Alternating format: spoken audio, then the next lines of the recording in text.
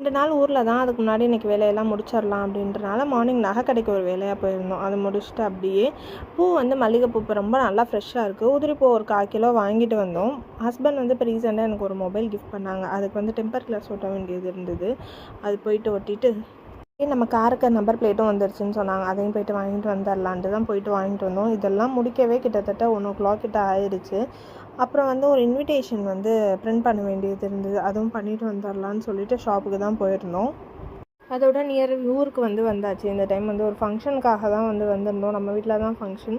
வீட்டுக்கு முன்னாடி அழகு போல் இந்த பட்டு ரோஸ் வச்சுருப்பாங்க. சூப்பராக இருக்கும் பார்க்கவே கண்குளிர்ச்சியாக. நம்ம வீட்டில் தான் ஃபங்க்ஷன். என்ன ஃபங்க்ஷன் கெஸ் பண்ணிங்கன்னா கமெண்ட் பண்ணுங்கள். நான் வீடியோவில் இங்கே கொடுத்துருக்கேன் பாருங்கள்.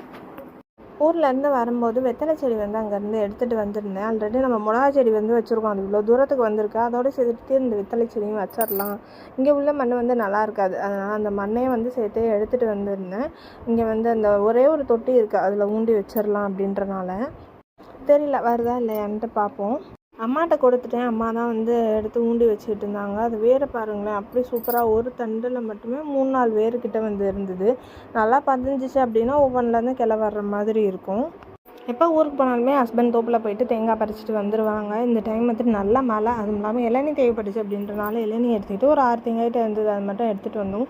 பேபி ஷவர் ஃபங்க்ஷன் இல்லை, என்ன ஃபங்க்ஷன் தெரிஞ்சால் கமெண்ட் பண்ணுங்கள்.